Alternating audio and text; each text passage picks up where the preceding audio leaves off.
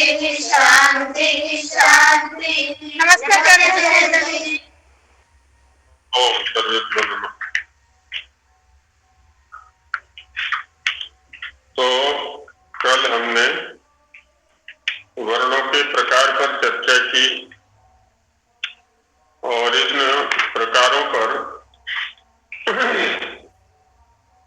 आरंभ से ही आ रहे हैं। तो इसमें कुछ किन्हीं का विचारणीय हो तो बताएं, नहीं तो आगे चलते हैं।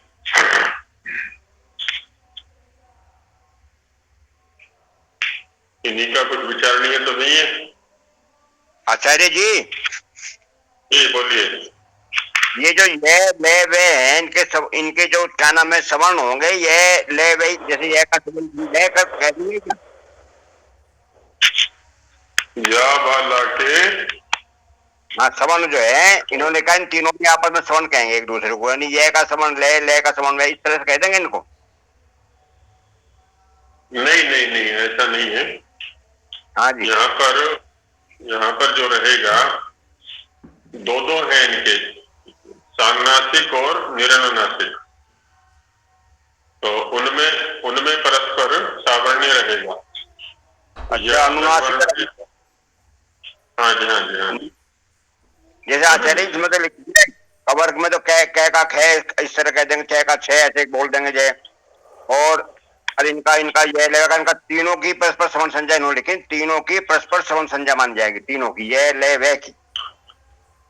परस्पर से तात्पर्य ऐसा नहीं है कि या के ला के साथ, ल की वा के साथ।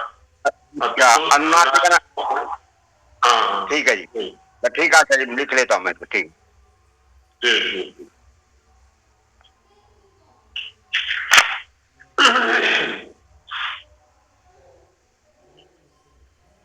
तो जो षष्ठ प्रकरण है वो चूंकि अनुसंगतः अनेक बार आ चुका है, तो आगे सप्तम प्रकरण में चलते हैं।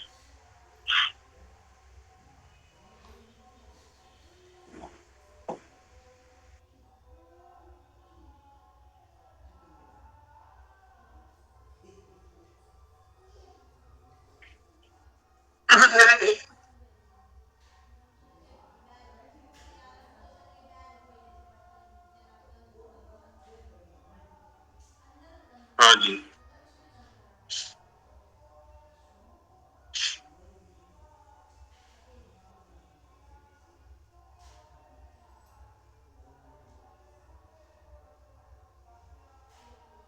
इसमें जो प्रथम सूत्र दिया है, इत्येष क्रमो वर्णनम, ये वस्तुतः पूर्व प्रकरण का संक्षेप से वर्णन किया यहाँ पर। इति माने इस प्रकार से, एषा माने यह, क्रमः क्रम है, वर्णानाम वर्णों का।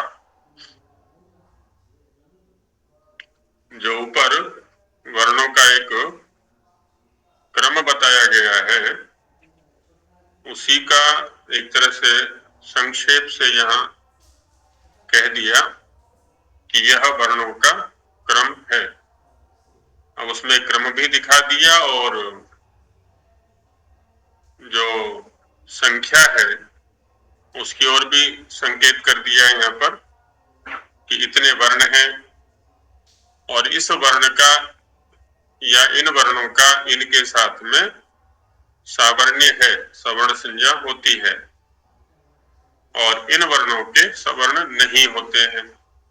ये सब चर्चाएं यहाँ पर कर दी हैं। वीडियो तो रुक गया।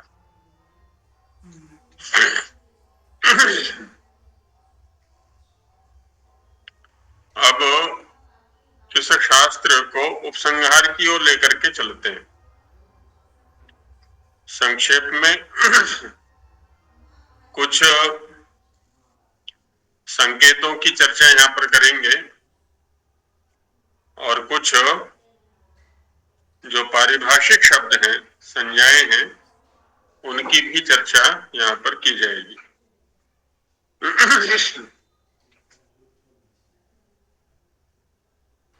जैसे कहा 79वें तत्रैते कौशिकीयाः श्लोकाः। तत्र माने इन वर्णों के क्रम निर्देश के लिए, वर्णों के स्वरूप निर्देश के लिए यहाँ पर ये एक श्लोकों के माध्यम से चर्चा कर रहे हैं। और ये कौशिक आचार्य के या कौशिक ऋषि के श्लोक इनमें देते हैं। कौशिक के द्वारा प्रोक्त जो श्लोक हैं वो कौशिकीय कहलाएंगे। तो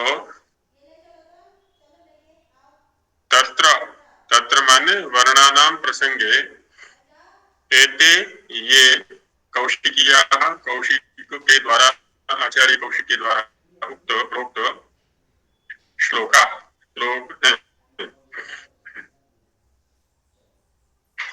क्या है श्लोक वो? तो दिखाते हैं कि सर्वन्ते योगवात्वात् विसर्गादिरिहाष्टकः अकार उच्चारणार्थो व्यंजनेषु अनुबध्यते। पहले वर्णों का वर्णन करते हुए स्वरों की चर्चा की गई। क्यों? स्वर स्वतंत्र होते हैं उच्चारण की दृष्टि से। स्वयं राजन्त इति स्वराः, अन्य किसी वर्ण के सहयोग की उन्हें अपेक्षा नहीं होती है, इसलिए उनको पहले रखा गया। आगे व्यंजनों को रखा क्योंकि वो स्वरों की सहायता से उच्चरित होते हैं, पराधीन है एक तरह से। और सबसे अंत में 8 अयोगवाहों को रखा गया। वही कहा कि सर्वान्ते, सर्वेषाम अन्ते सर्वान्ते, सभी वर्णों के अंत में अयोगवाहत्वात्, अयोगवाह होने के कारण से। अयोगवाह शब्द के ऊपर चर्चा आरंभ में भी की गई थी, जब वर्णों के वर्गीकरण पर चर्चा की जा रही थी कि अयोगवाह इनको क्यों कहते हैं।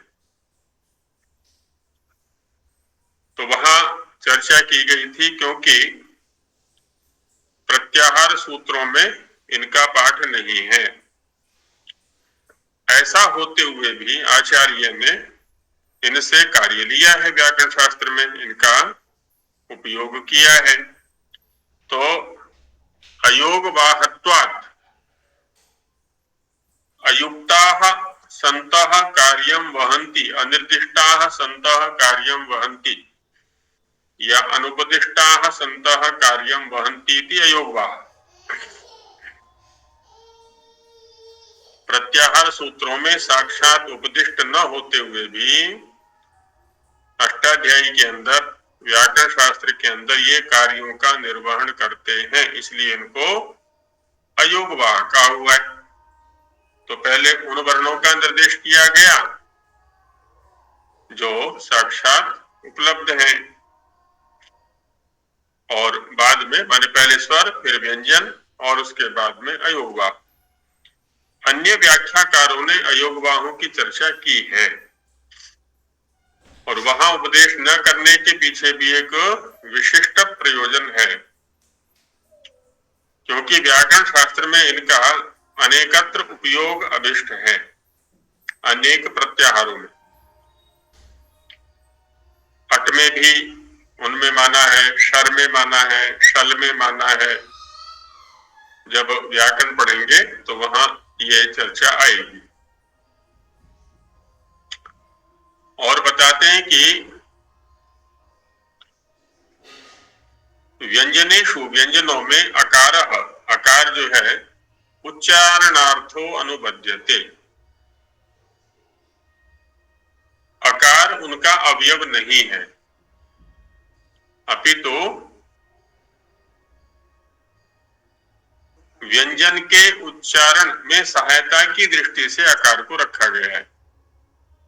उच्चारणार्थ माने उच्चारणम अर्थ, अर्थ माने प्रयोजनम, यस्य सः उच्चारणार्थ। कस्यचित् व्यंजनस्य उच्चारणम अर्थः प्रयोजनम यस्य, किसी व्यंजन का उच्चारण करना ही जिसका प्रयोजन है, इसलिए अकार को व्यंजनों में रखा गया है, क्योंकि उसके बिना हम किसी व्यंजन का उच्चारण नहीं कर सकते, लेकिन वह उसका अवयव नहीं है। जब हम कहीं कार्य लेते हैं व्यंजन से तो अकार को हटा दिया जाता है, व्यंजन से ही कार्य लिया जाता है। तो ये एक व्यवस्था दी वर्णों के उपदेश में। दूसरा जिह्वामूलीय, उपधमानीय और यम। इन वर्णों की चर्चा अनेक बार अनेक प्रकार से कर चुके हैं। आचार्य कौशिक के अनुसार यहां दिखाते हैं कि कपयोः कपकारौ च तद्वर्गीयाश्रयत्वतः पलिक्नी चक्नतुर जग्मिर जग्नुर इत्यत्र यद्वपु नासिक्येनोक्तं कादीनां त इमे यमाः तेषाम् उकारः संस्थान वर्गीय लक्षकः। यहां देखा जाए तो तीन सिद्धांतों की ओर चर्चा की गई है।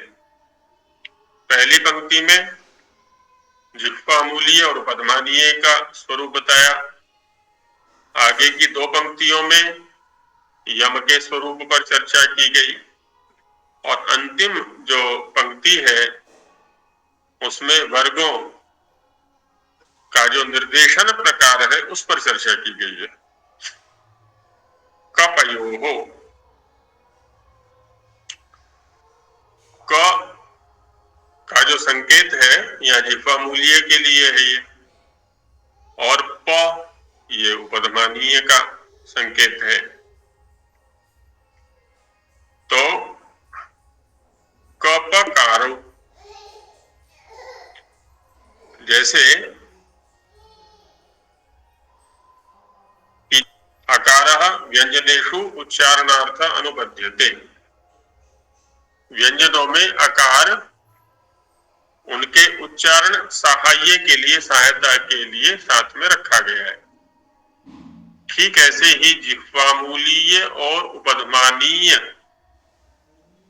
का अस्तित्व चूंकि क प के बिना नहीं है, इसलिए जिह्वामूलीय और उपधमानीय के साथ में जो क प वर्णों का उच्चारण किया जाता है वह भी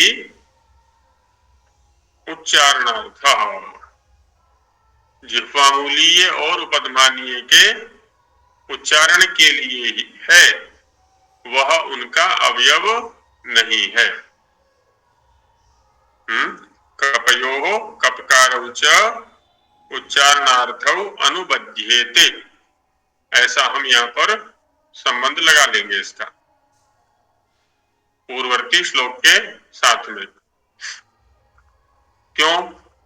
तद्वर्गीयाश्रयत्वतः, क्योंकि इन जिह्वामूलीय और उपधमानीय का जो अस्तित्व है, तद्वर्गीय माने जिह्वामूलीय का अस्तित्व कवर्ग के आश्रित है और उपधमानीय का अस्तित्व पवर्ग के आश्रित है। इसलिए वर्ग के प्रथम वर्ण का निर्देश इनके साथ में कर दिया है ना। क माने कवर्ग और प माने पवर्ग। चूंकि तद्वर्गीय है ना, तद जैसे कवर्ग का निर्देश करते हैं हम, कवर्ग चवर्ग टवर्ग, तो क्या करेंगे वहां षष्ठी समास करेंगे, कस्य वर्ग कवर्ग चस्य वर्ग चवर्ग क का वर्ग च का वर्ग। तो यहां भी कर दिया तद्वर्गीय, तस्य वर्ग तवर्ग तद्वर्गे भवः तवर्गीयः, तवर्गीयस्य आश्रयः तवर्गीयाश्रयः, तवर्गीया तवर्गीयाश्रयस्य भावः तवर्गीयाश्रयत्वम् ततः, हेतु में पंचमी हो गई यहाँ पर भी, तो तसिल या तसी के द्वारा निर्देश कर दिया है। तो अर्थ हो गया कवर्ग के आश्रय से जिह्वामूलीय का तथा पवर्ग के आश्रय से उपधमानीय का उच्चारण होने के कारण इनके साथ में यथाक्रम जिह्वामूलीय के साथ क और उपधमानीय के साथ में प का निर्देश किया जाता है उच्चारण की सुविधा के लिए। तो इस प्रकार से ये जिह्वामूलीय और उपधमानीय के निर्देश का स्वरूप यहां पर बताया। अब बात करते हैं यम के लिए। यहां जो निर्देश किया है, चार शब्द दिखाए, जैसे इन्होंने पलिकनी, चखनतु, जगमिहि, जगनु। मध्यवर्ती वर्ण का दो बार उच्चारण किया हुआ है या दो बार लेखन किया हुआ है। दो क है, दो ख है, दो ग है, दो घ है। वस्तुतः ये यम नहीं है, क्योंकि आगे दिखा रहे कि पलिकनी इत्यादौ इत्यत्र यद वपुः, वपु कहते शरीर को सामान्य रूप से, तो यहाँ पर वर्ण का शरीर हो जाएगा, है ना। इधर में वर्ण का जो शरीर, जो स्वरूप, आगे स्पष्ट रूप से कह दिया नासिकेन उक्तम, नासिक्य के द्वारा कहा गया है ना। नासिकेन उक्तम, नासिक्य के द्वारा कहा गया है। किनका? कादी नाम, कादी वर्णों का जो हम पहले विचार करके आए थे। प्रथम, द्वितीय, तृतीय, चतुर्थ, किसी भी वर्ग के वर्ण के बाद जब किसी भी वर्ग का पंचम वर्ण आएगा तो उन दोनों के मध्य में जो नासिक्य ध्वनि उच्चरित हो रही है उसका नाम है यम। तो उसी बात को यहां दिखा रहे हैं कि नासिकेन उक्तम कादी नाम, कादी का जो नासिक्य के द्वारा उक्त स्वरूप है, वर्ण है, शरीर है, तो इमे यमाहा, है ना, वो यम है। अब चूंकि यहां पर शिक्षाकार ने या संपादक ने या व्याख्याकार ने आरंभ में ही अलग प्रकार से को दिखलाया, यम को अलग प्रकार से दिखलाया है। ह्रस्व, दीर्घ, अनुनासिक और ळ इस रूप में दिखाया था। कीर्ति जी का माइक खुला हुआ है, कीर्ति जी का माइक खुला हुआ है, ध्यान रखा करें। तो इसलिए क्या किया यहाँ पर, त इमे यमाहा, अयमाहा करके यहाँ पर निर्देश किया हुआ है। तो शिक्षाकार की दृष्टि के अनुसार ये यम नहीं है, लेकिन प्रातिशाख्यों के अनुसार या प्रातिशाख्यकारों के अनुसार ये यम है। और जो अंदर जहां जहां भी वर्णन आया था वहां पर भी हमने देखा था, जैसे कहा अनुस्वार यमाह नासिक्याः, स्थान प्रकरण में कहा गया। प्रयत्नों में भी, बाह्य प्रयत्नों में उस वर्ण का जब बाह्य प्रयत्न बताया गया तो उस वर्ण से संबद्ध यम का भी बताया गया, प्रथम द्वितीय हो चाहे तृतीय चतुर्थ हो। और उसी स्वरूप को यहाँ पर भी कहा जा रहा है। तो कहीं ना कहीं अंतः साक्षी भी इस बात को बता रही है कि जो प्रातिशाख्यों में यम का स्वरूप कहा गया है उसी का यहाँ सूत्रों के अंदर भी वर्णन है, या कौशिकीय श्लोकों में भी वर्णन है। तेषाम माने व्यंजनानाम, उकारः या ककारादीनाम, कादीनाम, कादीनाम शब्द है ना पीछे, नासिक्येन उत्तम कादीनाम तयि में यमः, तो कादीनाम की अनुवृत्ति आगे ले लेंगे। तेषाम माने कादीनाम, उकारः ककार आदि वर्णों में जो उकार को रखा जाता है, उकार हम देखते ही हैं, कु चू टू तू पू, क के साथ में उ को रखा, च के साथ में उ को रखा, आदि आदि। तो सस्थान वर्गीय लक्षक, सस्थान कहते हैं सदृश, सदृश वर्गीय जो वर्ण है ना, वर्गे भवः वर्गीयः, वर्ग में होने वाला जो वर्ण है उसको वर्गीय कहा जाएगा, तो वर्गीय कहेंगे। वर्ग शब्द से छ भी होता है और यत भी होता है, यत होगा तो वर्गीय बनेगा और छ होगा तो वर्गीय बनेगा। सस्थान माने सदृश, तो सदृश वर्गीय, सदृश वर्ग में होने वाले वर्ण का लक्षक माने लक्षित करने वाला, लक्षयति इति लक्षक, तो सस्थान माने सदृश वर्ग के वर्ण का लक्षक, उपलक्षक, संकेतक, चिन्हित करने वाला है, संकेत करने वाला है। तो कु से तात्पर्य हो गया कवर्ग वाले वर्ण, क के वर्ग वाले जो वर्ण है, क जिस वर्ग में है उस वर्ग के वर्णों को प्रविष्ट कर दिया गया। ऐसे ही च जिस वर्ग में है उस वर्ग के वर्णों को च से निर्दिष्ट कर दिया गया। अन्यों में भी इसी प्रकार से समझना चाहिए। तो इस प्रकार यहाँ जो कौशिकीय श्लोक उद्धृत किए गए तीन, उनमें अयोगवाहों को सबसे अंत में रखा गया है, इसका निर्देश किया। व्यंजनों में आकार उच्चारण के लिए है, उनका अवयव नहीं है, इसका निर्देश किया। जिह्वामूलीय और पद्मानीय के साथ में क वर्ण को जो पढ़ा जाता है या प वर्ण को पढ़ा जाता है, यह उच्चारण के लिए है, क्योंकि कवर्ग या पवर्ग के सहयोग से ही जिह्वामूलीय और उपदमानीय का अस्तित्व आता है, उच्चारण होता है।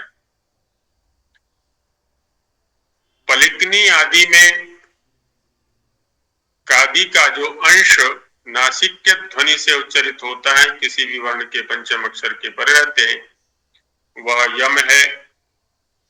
और कादी में उकार सदृश वर्ग के वर्ण का लक्षक है या उपलक्षक है। तो ये चीजें यहाँ पर बताई गई। अब आगे 8वां प्रकरण आता है। तो इसमें बताया है कि उक्ताः स्थान करण प्रयत्न, स्थान करण प्रयत्न आदि जो भी वर्ण के उच्चारण में सहयोगी सामग्री है, उस सब पर चर्चा कर दी गई है। अब ये स्थान करण प्रयत्न है क्या, उनका स्वरूप क्या है, तो दिखाते हैं। स्थानकरण प्रयत्न में इतरेतर योग द्वंद्व समास कर लेंगे। स्थानानि च करणानि च प्रयत्नाश्च इति स्थानकरण प्रयत्नाः। यत्र स्था वर्णा उपलभ्यन्ते तत् स्थानम्। यत्र स्थाः प्रथमा बहुवचनान्तं, वर्णाः प्रथमा बहुवचनान्तं, उपलभ्यन्ते क्रियापदम्, तत् प्रथमा एकवचनान्तं, स्थानम् प्रथमा एकवचनान्तं। यत्र तिष्ठन्ति इति यत्र स्थाः, जहां रहते हैं या जहां उपलब्ध होते हैं। तो इस सिद्धांत को, इस अर्थ को यत्र स्था शब्द के द्वारा बताया।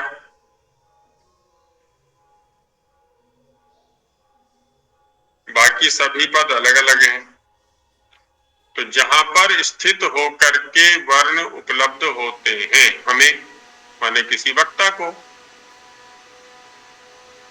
जैसे पीछे हमने वर्णों का उच्चारण कर करके देखा था, अवधानता पूर्वक, ध्यान पूर्वक, कि कौन वर्ण कहाँ से उच्चरित हो रहा है, कौन कंठ से उच्चरित हो रहा है, कौन तालु से उच्चरित हो रहा है, तो कौन दंत या ओष्ठ से उच्चरित हो रहा है।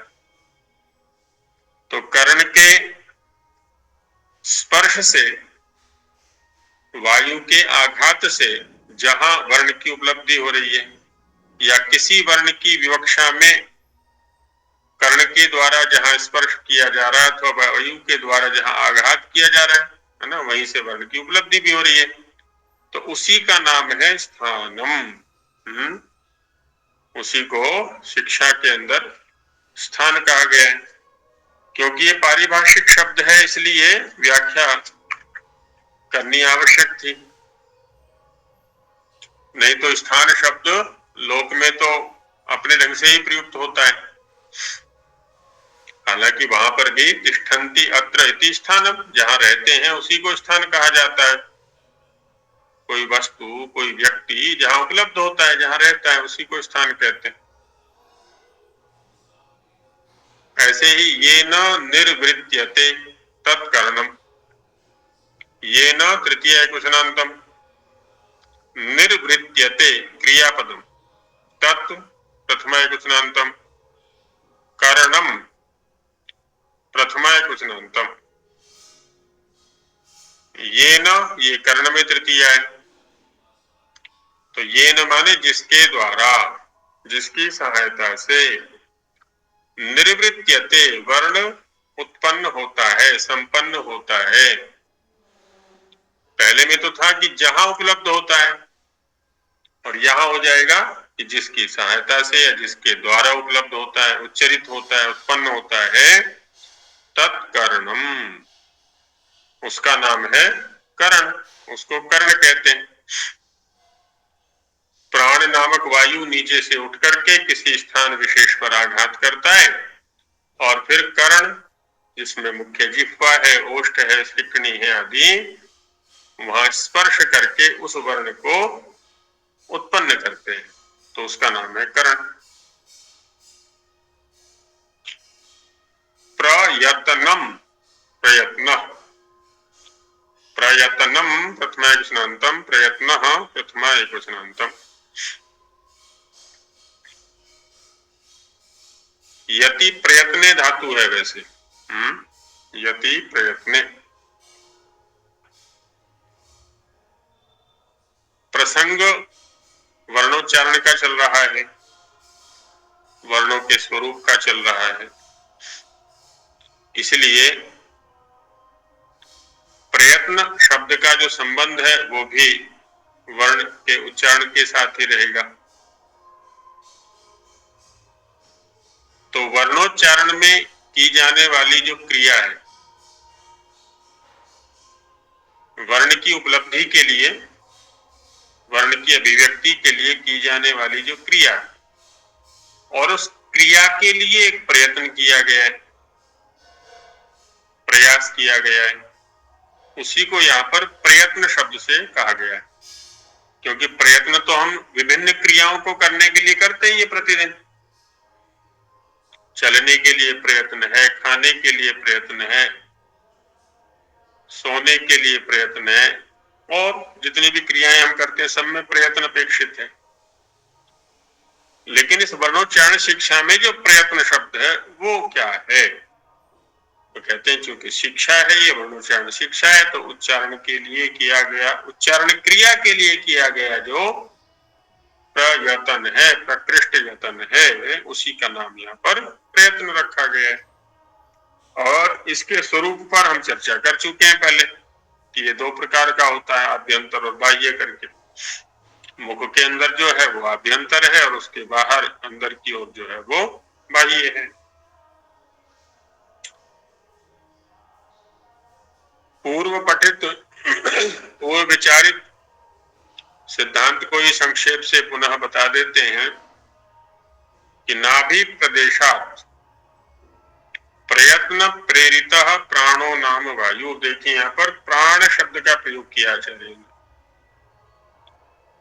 वहां कहा था आकाश वायु प्रभव शरीरात् समुच्चरन् वक्त्रमुपैति नादः, और यहाँ कह रहे हैं कि नाभि प्रदेशात्, वहां भी संकेत यही किया गया था कि शरीर शब्द का प्रयोग यहाँ पर शरीर के अवयव एक देश नाभि के लिए है। उसी को स्पष्ट रूप से यहाँ खोल रहे हैं कि नाभि प्रदेश से प्रयत्न प्रेरिता, प्रयत्नेन प्रेरिता, प्रयत्न प्रेरिता, तृतीया समास हो गया। प्रयत्न पूर्वक प्रेरित कौन? प्राणो नाम वायु। प्रयत्न है वो आत्मा का, आत्मा बुद्ध्या समेत अर्थान मनोयुक्ते विवक्षया वहां कहा गया था। तो प्राण नामक जो वायु है वह ऊर्ध्वम आक्रामन, ऊर्ध्व माने ऊपर की ओर, नाभि से कंठ की ओर, आक्रामन गति करते हुए, क्रमोपाद विक्षेपे धातु है, ऊपर की ओर आक्रमण करते हुए माने गति करते हुए। उर आदि नाम स्थानानाम, अब यहां आगे उर आदि स्थान है। उर शब्द कंठ से थोड़ा नीचे की ओर है, जहां से हम ह का उच्चारण करते हैं या विसर्जनीय का उच्चारण करते हैं। ह विसर्जनीय रस्यौ एके, ऐसा उसमें आया था स्थान प्रकरण में। तो उर आदि नाम माने नीचे से बाहर, अंदर से बाहर की ओर आएंगे तो सर्वप्रथम जो उपलब्धमान स्थान है वो है उर, उसके बाद है कंठ, उसके बाद है जिह्वा मूल स्थान की दृष्टि से देखेंगे, उसके बाद अन्य स्थान है। तो उर आदि नाम निर्धारण में षष्ठी है ये। जैसे कहते हैं ना मनुष्याणाम क्षत्रिय शूरतमा, मनुष्यों में जो क्षत्रिय होता है, कौन होता है क्षत्रिय? जो अधिक शूर होता है, शक्तिशाली अधिक होता है, शरीर शारीरिक बल अधिक होता है उसके पास, तो वही क्षत्रिय होता है। तो वैसे कहा यहाँ पर उर आदि नाम स्थानानाम, उर आदि स्थानों के मध्य में अन्यतमस्मिन स्थाने, किसी एक स्थान पर प्रयत्नेन विचार्यते, प्रयत्न पूर्वक उसको विचारा जाता है, बस यही वर्ण है। वहां भी यही कहा था आकाश वायु प्रभव शरीरात् समुच्चरन् वक्त्रमुपैति नादः। वक्त्र जो मुख है उसको प्राप्त होता है, जो कंठ मुख है जहां से कंठ का आरंभ होता है, तो वो नाद के रूप में है। और आगे स्थानांतरेषु प्रविभज्यमानो वर्णत्वमागच्छति यः स शब्दः, इसी बात को वहां पर भी कहा था। पुनः अंत में उसी सिद्धांत को समझा दिया है कि वर्णोच्चारण की प्रक्रिया केवल इतनी ही है, और इसी को कहते हैं वर्ण या वर्णोच्चारण प्रक्रिया कह लें। तो इस प्रकार से जब हम वर्णों के उच्चारण को करेंगे, सीखेंगे, सिखाएंगे तो शुद्ध उच्चारण होगा। सिद्धांत हमें स्पष्ट होना चाहिए, सिद्धांत के अनुसार हमारा आचरण होना चाहिए, तो स्पष्टता आ जाती है। प्रयास हम ये करें कि जो हम बोल रहे हैं वह उसी रूप में श्रोता तक पहुंचे, साथ ही जिस अभिप्राय से बोल रहे हैं उसी अभिप्राय को लेकर के श्रोता तक पहुंचे। न तो अभिप्राय भेद होना चाहिए और न ही स्वरूप भेद होना चाहिए, तब हम एक कुशल वक्ता है।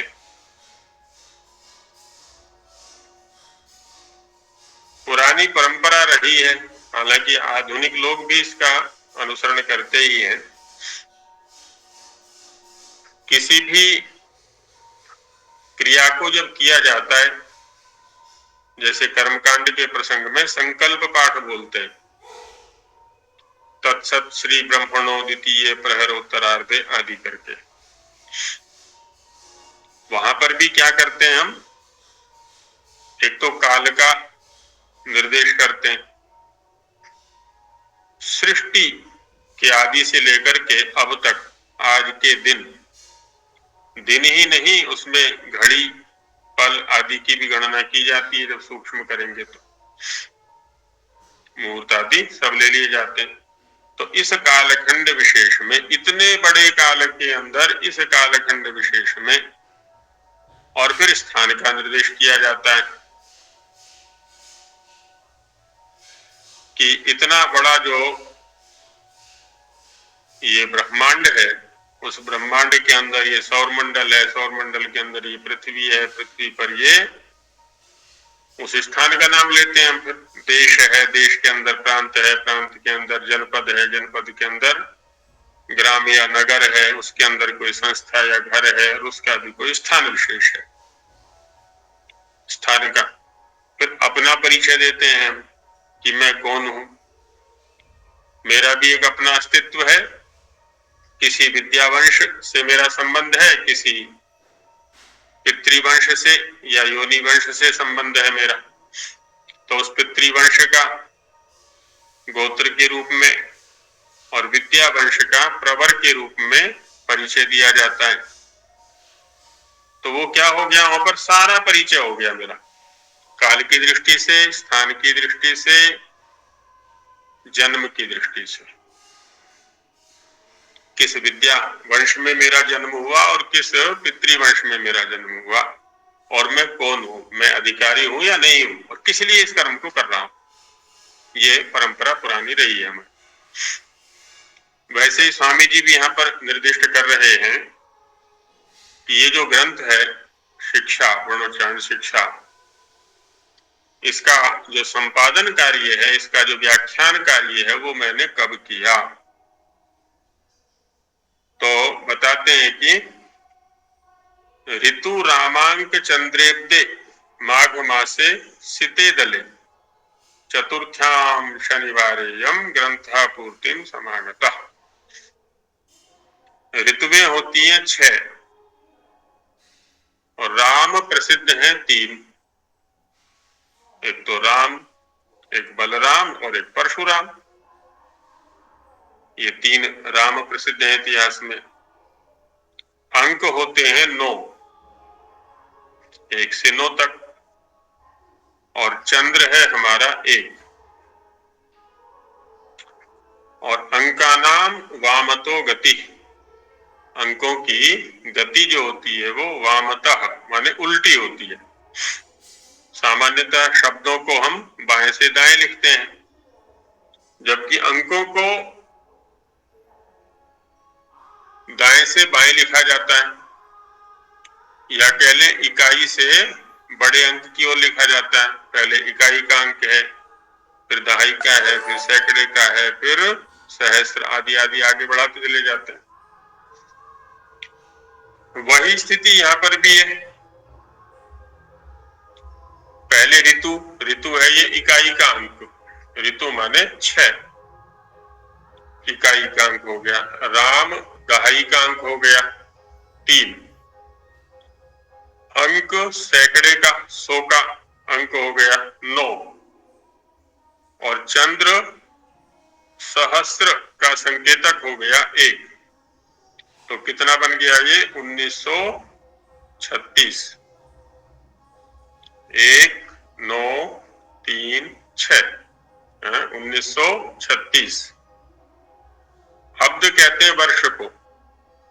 तो 1936वें वर्ष में सप्तमी का प्रयोग है। 1936वें वर्ष में माघ मासे, माघ के महीने में, सिते दले, सित कहते हैं शुक्ल को, सफेद को, और दल कहते हैं पक्ष को, तो शुक्ल पक्ष में 1936वें वर्ष के माघ मास के शुक्ल पक्ष में, शुक्ल पक्ष वह होता है जिसमें प्रकाश की वृद्धि होती चली जाती है, चंद्रमा बढ़ता चला जाता है। अमावस्या के बाद पूर्णिमा तक का जो काल है उसको शुक्ल पक्ष कहते हैं, और पूर्णिमा से जो अमावस्या तक का जो काल है उसको कृष्ण पक्ष कहते हैं, जिसमें अंधेरी बढ़ती चली जाती है, चंद्रमा कम होता चला जाता है। शुक्ल पक्ष में चतुर्थ्याम, चतुर्थी तिथि को, तिथि थी उस दिन चतुर्थी, और शनिवारे, वार था शनि, तो उस दिन अयम ग्रंथ पूर्तिम समागतः, यह ग्रंथ पूर्ण हुआ। इस ग्रंथ का जो संपादन किया, व्याख्यान किया, प्रकाशन आदि जो भी कार्य है वो इस दिन पूरा हुआ। तो इस प्रकार से ये काल निर्देश की प्राचीन परिपाटी है।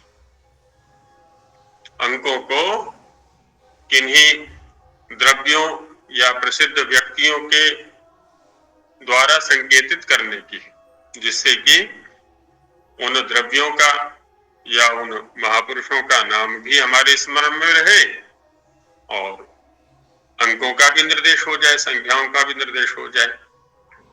ये प्राचीन परिपाटी रही है, प्राचीन परंपरा रही। पुराने जो ग्रंथ है ना, उनमें इसी प्रकार से लगभग संख्याओं का या कालखंड विशेष का निर्देश मिलता है। इति, इस प्रकार से श्रीमद् स्वामी दयानंद सरस्वती प्रणीत व्याख्या संहिता श्रीमद् श्रीमान स्वामी दयानंद सरस्वती के द्वारा प्रणीत की गई व्याख्या से सहित, व्याख्या से युक्त पाणिनीय शिक्षा सूत्र संग्रहान्विता, जिसमें पाणिनीय शिक्षा के सूत्रों का संग्रह किया गया है, ऐसी वर्णोच्चारण शिक्षा समाप्ता, है ना। वर्णोच्चारण शिक्षा नामक जो ग्रंथ है वो समाप्त हो जाता है। समाप्त माने सम माने सम्यक, आपता माने उपलब्ध, अच्छी प्रकार से प्राप्त हो गया। इसमें सूत्र भी है, व्याख्या भी है और विस्तार से वर्णन भी है प्रत्येक वस्तु का। तो इस प्रकार से जो भी इस शास्त्र को पढ़ेगा उसको वर्णों के उच्चारण की जो विधा है, वर्णों के स्वरूप का जो प्रकार है वो सब समाप्त हो जाएगा, अच्छी प्रकार से उपलब्ध हो जाएगा। समास की दृष्टि से देखें तो श्रीमान में मतु प्रत्यय हुआ। श्री जिसके पास है, जैसे धनवान, धन जिसके पास होता है उसको धनवान बोलते हैं, ऐसे श्रीमान। स्वामी दयानंद सरस्वती ये नाम हो गया। इनके द्वारा प्रणीत, प्रणीत के साथ तृतीया समास, व्याख्या के साथ में फिर कर्मधारय समास और संहिता के साथ में तृतीया समास, व्याख्या संहिता। पाणिनिना प्रोक्ता, पाणिनि के द्वारा प्रोक्त, पाणिनीया हो गई। शिक्षायाः सूत्राणि शिक्षा सूत्राणि, पाणिनिना प्रोक्तानि पाणिनीयानि, पाणिनीयानि च तानि शिक्षा सूत्राणि पाणिनीय शिक्षा सूत्राणि। पाणिनीय शिक्षा सूत्राणाम संग्रह तेन अन्विता, अन्विता माने युक्ता, वर्णानाम उच्चारण से शिक्षा, है ना, यहाँ भी षष्ठी समास। तो इस प्रकार से ये ग्रंथ पूरा हो जाता है। तो इसमें समागत जो विषय है, जैसा कल भी चर्चा की गई थी, इनको अपने एक संक्षिप्त निबंध के अंदर निर्दिष्ट करें। उसमें सभी विषय आ जाने चाहिए, अतिरिक्त विस्तार से बचें और कोई विषय न छूटे, ऐसा प्रयास करें। तो सभी लोग लिखें, किन्हीं का भी विचारणीय हो तो रख सकते हैं। आचार्य जी, पाणिनीय शिक्षा सूत्र संग्रहान्विता में जो अंतिम समास किया आपने वो बता दीजिए। पाणिनीय शिक्षा सूत्रेण अन्विता, सूत्र ही अन्विता ऐसा कर देंगे। शिक्षा शिक्षा सूत्र संग्रहान्विता है ना, तो जी जी पाणिनीय शिक्षा सूत्राणाम संग्रह षष्ठी और पाणिनीय शिक्षा सूत्र संग्रहेण अन्विता तृतीया। अन्विता माने युक्ता।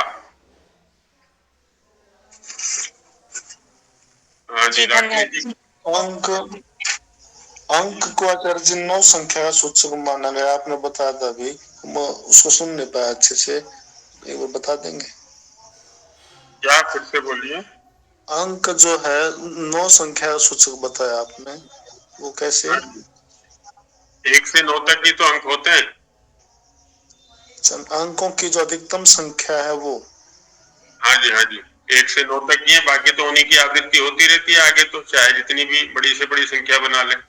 जी जी, ये सुन शून्य नहीं गिना गया है ना जी, शून्य नहीं गिना गया तो फिर जी धन्यवाद। जी, मूल अंक गिने गए हैं।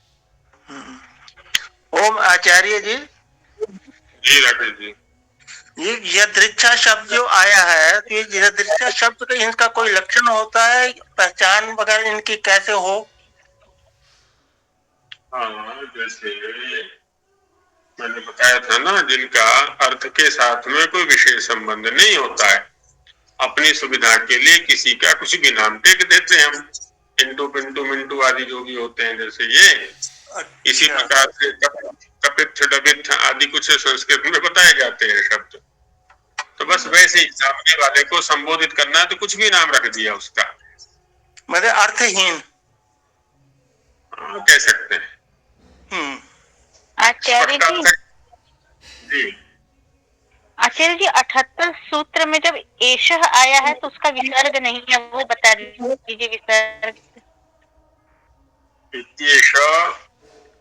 वहां विसर्ग होना चाहिए, क्योंकि आगे तो क बैठा हुआ है ना, तो वहां या तो विसर्ग रहेगा। वैसे तो एतत् तदोः सुलोपो अकोर अनय समासे हलि, एक सूत्र आया हुआ है 6ठे अध्याय के प्रथम पाद में, एतत् तदोः सुलोपो अकोर अनय समासे हलि, कि एतद और तद संबंधी जो विसर्ग है उसका लोप हो जाता है, हल्के परे रहते। तो यहाँ पर भी हल परे बैठा हुआ है, और पीछे एषः एतद शब्द का ही रूप बनता है ये, तो वो नियम है कि इनके विसर्ग का लोप हो जाएगा, तो उसी क्रम से लोप कर दिया है यहाँ पर। धन्यवाद जी हाँ जी, और किन्हीं का कुछ है? मेरी पुस्तक में आचार्य जी है, ये विसर्ग उसको प्रदर्शित किया हुआ है, निर्देश किया हुआ है। आपके पास है? हाँ जी, इतेषः क्रमो वर्णानाम। हाँ, तो कोई नहीं, उसमें हो गया होगा वैसे आचार्य जी।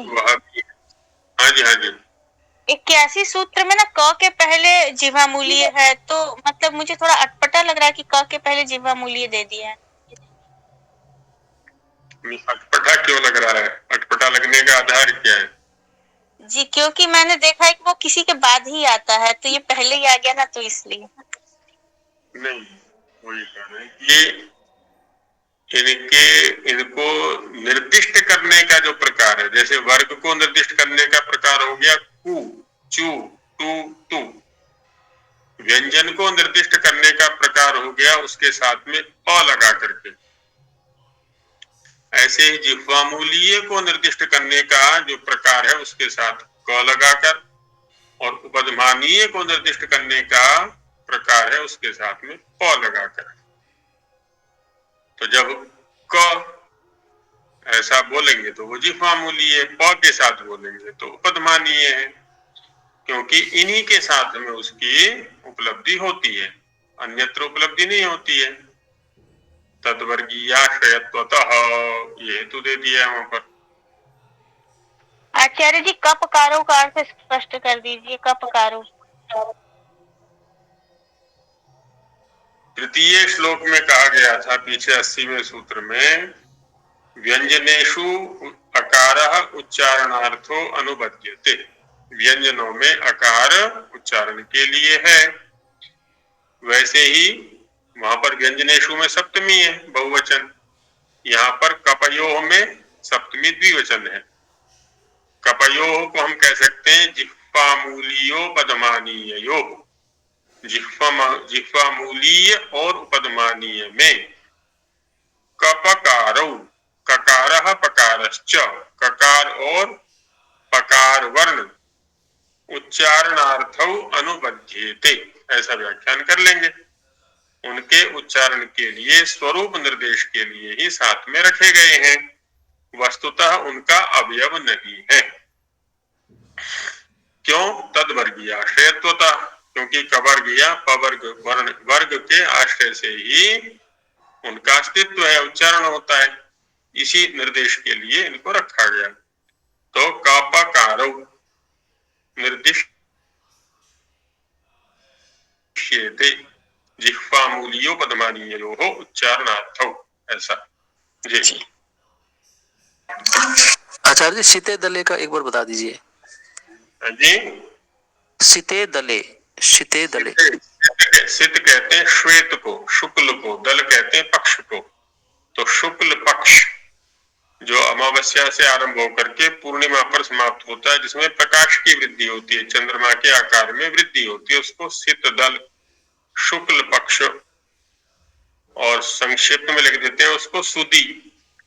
एक होता है बदी, बदी है कृष्ण पक्ष वाला, और सुदी है शुक्ल पक्ष वाले जो दिन है उनको सुदी, और कृष्ण पक्ष वाले दिनों को बदी से निर्दिष्ट कर देते हैं दिन। जी, तो इस प्रकार से ये हो गया है। अब सोमवार को मिलेंगे, उसमें समासों का परिचय क्रम से कर लेंगे। कुछ लोगों का तो अभ्यास हो गया होगा, पर फिर भी संक्षेप से कर लेंगे। कुछ विभक्ति अर्थों, कारकों, विभक्तियों पर भी चर्चा कर लेंगे। उसके बाद व्याकरण में प्रवेश करेंगे, ऐसा करेंगे। तो अभी के इन्हीं का कुछ विचारणीय ना हो तो चलते हैं, शांति पाठ करके समाप्त करते हैं इस कक्षा को। आचार्य जी, हाँ जी, आक्रामन में मूल धातु क्या बताए थे? क्रमोपाद विक्षेपे, क्रमोपाद विक्षेपे क्षत्रि का प्रयोग है ये, और उसमें क्रमः परस्मै पदेषु एक सूत्र है, उससे उपधा को दीर्घ हो जाता है, तो क्रामन ऐसा बन जाता है। जी, धन्यवाद आचार्य जी। हाँ जी, आंग उपसर्ग है इसमें, आक्रामन, अच्छी प्रकार से गति करते हुए, आगे बढ़ते हुए, ऐसा रहेगा। चलिए मंत्र पाठ करते हैं।